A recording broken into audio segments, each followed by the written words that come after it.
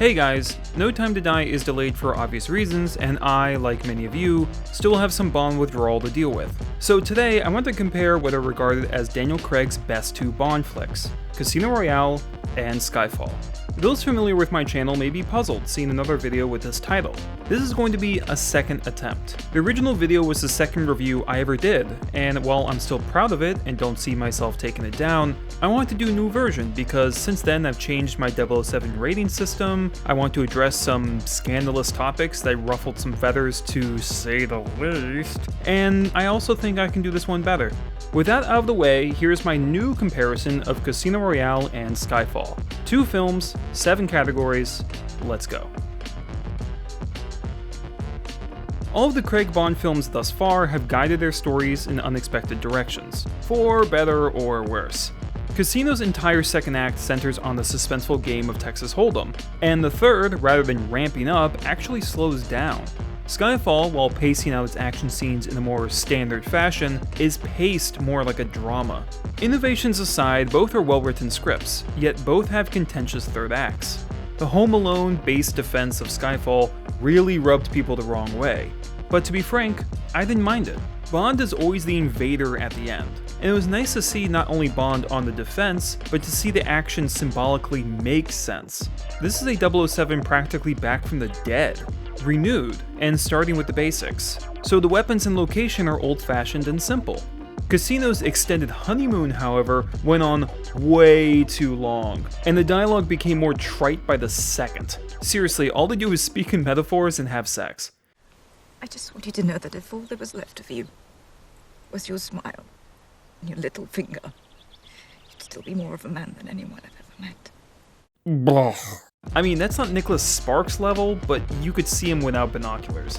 And then the film, as if aware of this, chucks a fairly sloppy and underwhelming action scene at us. It's a shame this climax sinks in more ways than one, because Casino offers great bits of banter, especially in the middle. You know, I think I'll call that a Vespa. Because of the bitter aftertaste. No, because once you've tasted it, that's all you want to drink. Skyfall offers better dialogue more consistently.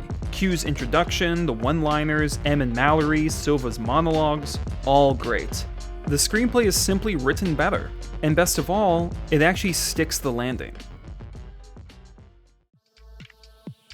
Okay, here's the controversy I have to address. In my first video, I mentioned how, at the end of Skyfall, the gravestone confirms James Bond is indeed his legal name, and the fact that I didn't like this because I had assumed James Bond was a code name. What the fuck is this? No.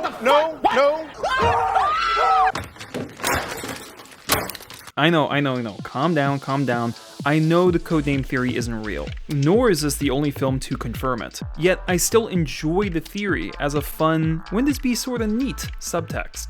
Plus, come on, a secret agent using his legal name is moronic. Codename or not, can we at least agree that going the extra mile to clarify who Bond is feels unnecessary? A spy character should carry a little mystery with them. Once you go down that tunnel of, this is where that came from, and this is how he got that name, some of the excitement, the imagination, is lost.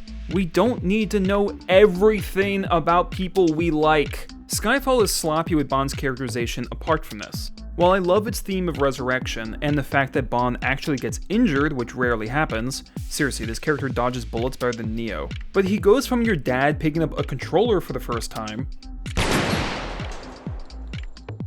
to CSGO champion with 0 buildup.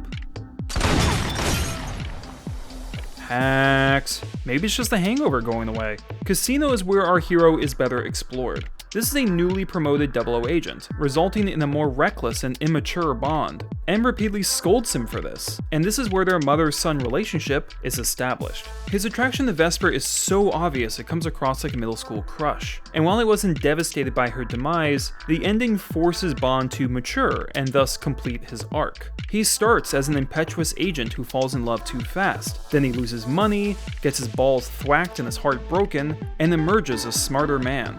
That is why the theme song ends the film. He was a 00, now he's James Bond.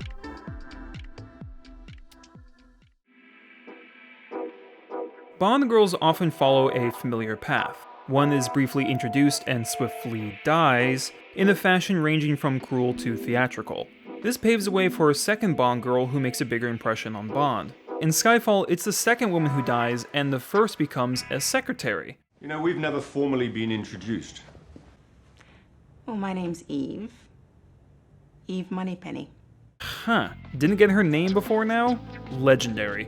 Honestly, I love them both. Berenice Marlowe, in the little time she's on screen, does a great job portraying the enigmatic Severine. She puts on a show of confidence, only for it to fade into fear, anger, and desperation. She trades witticisms with Bond and plays it cool, yet waits for him with champagne and is saddened in such a tender way when he doesn't initially arrive. And I know I mentioned this in the last video, but I can't get over how her smoke exhalations match the dragon-themed casino.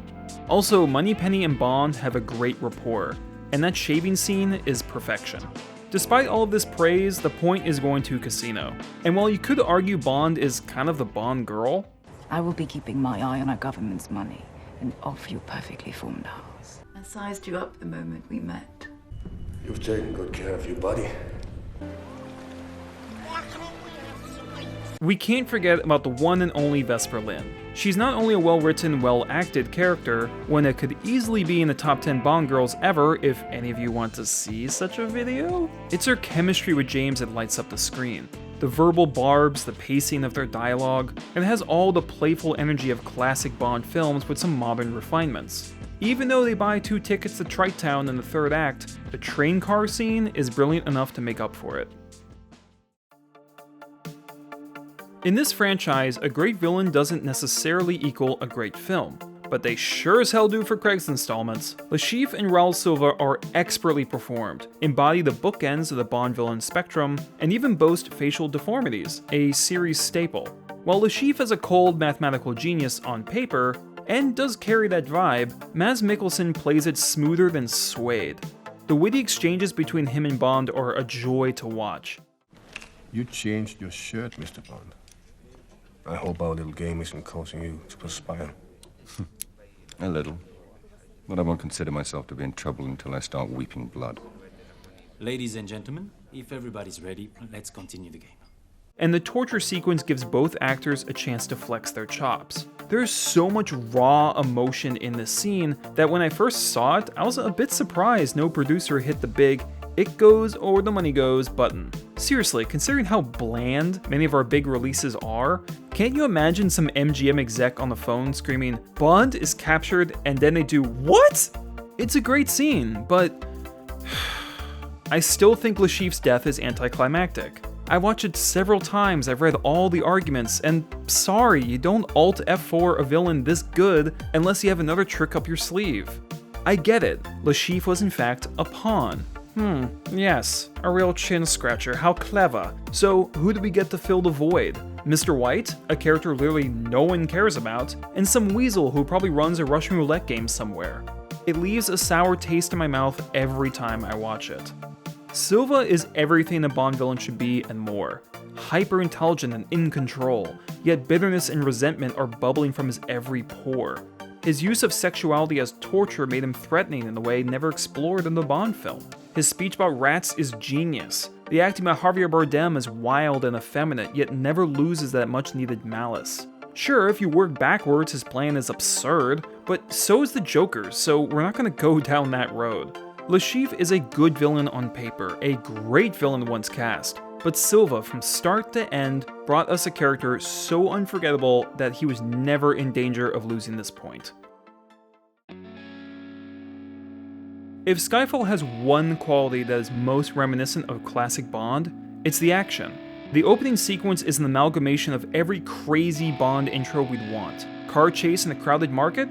Check. How about a motorcycle pursuit on the rooftops of the Grand Bazaar? You got it. Riding a bulldozer on top of a moving train while your partner dodges falling Volkswagen Beetles? Cufflinks. The hand-to-hand combat feels more old school too. It's got that Daniel Craig gruffness, but it's heavier and slower. And it's not just old, it's pretty good. Even in chaotic scenes, you understand the layout, what is happening and where. As I mentioned earlier, I enjoyed the last third.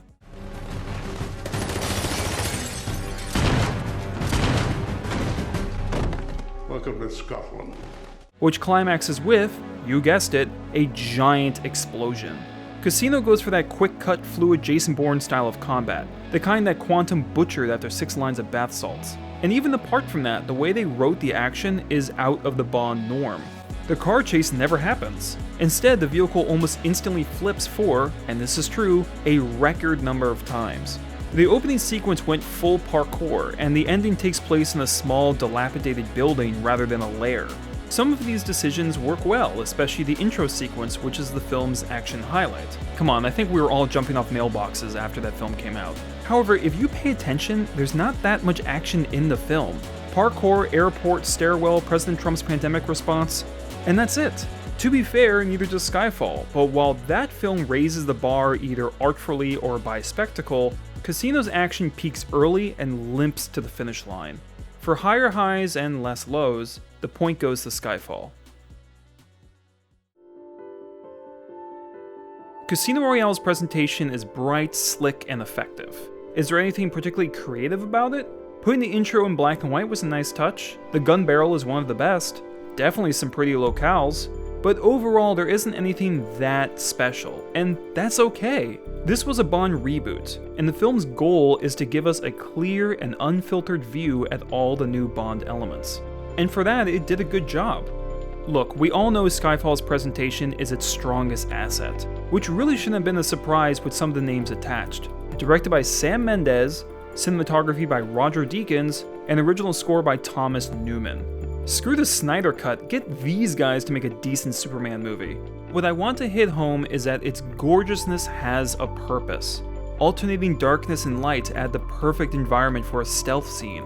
High stakes casino? Bring out the lush golden red. Need an introspective road trip? Make the lens wide, pull the camera back, and let us glide through an empty, foggy countryside. The music offers a lot of variety, from supple strings to my favorite track that appropriately utilizes Asian instruments.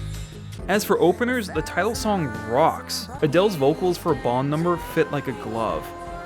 Sadly, we have to get to another factor that pissed people off my first video, but I can't lie to myself. I love Chris Cornell, but You Know My Name not only doesn't fit a Bond movie very well, but I don't think its chorus is even that good.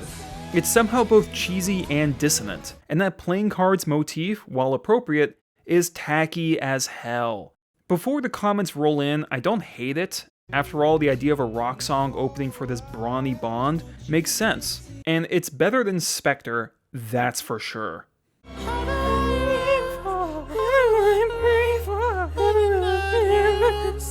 Skyfall technically, thematically, has a better intro, better presentation, and is simply well crafted. Regardless of how good these films are, how well do they succeed at fulfilling their genre? If you were to introduce someone to the Bond franchise for the first time, as I have done, which do you show them first? You show them Casino Royale. While some consider Skyfall so artsy it borders on betrayal, which is just stupid, sorry, it still contains those Bond touches. However, sometimes those additions, like the original theme song, feel a little forced. Casino Royale, as corny as it is, incorporates the iconography much smoother. The Vesper cocktail fits these characters' budding romance perfectly. The car suits the location. The film wants to be a sleek Bond film. The script gives it every opportunity to do so, and the sets, lighting, and performances deliver the goods.